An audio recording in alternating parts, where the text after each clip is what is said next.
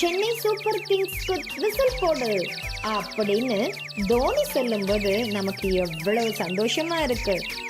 அதுக்கே அவ்வளோ சந்தோஷப்படும்போது நம்ம கையில் இருக்கக்கூடிய பறவை விசில் போடும்போது கேட்கவா வேணும்?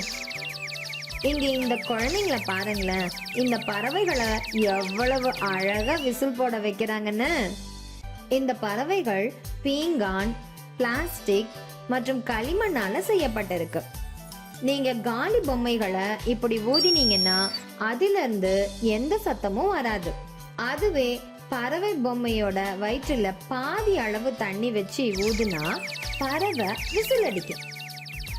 ஆமா, இது எப்படி விசில் சத்தம் கொடுக்குது?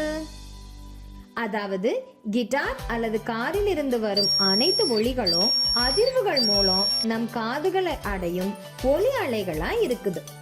அதே போலதான் இந்த பறவையின் விசில் சத்தமும் அதிர்வுகள் மூலமா வருது.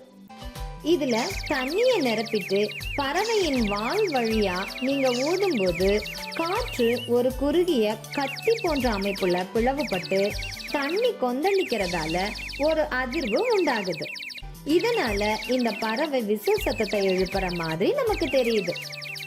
இங்க பாருங்களேன், இந்த குழந்தைங்க இதை வச்சு செம ஜாலியா விளையாடுறாங்கல்ல.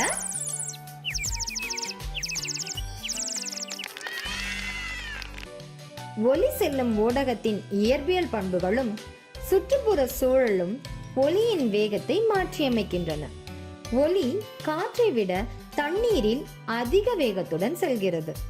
ஒலி தண்ணீரில் செல்லும் போது அதனை கிழித்து கொண்டு செல்வதால் உருவாகும் சத்தமும் சேர்ந்து நமக்கு விசில் சத்தமாக கேட்கிறது.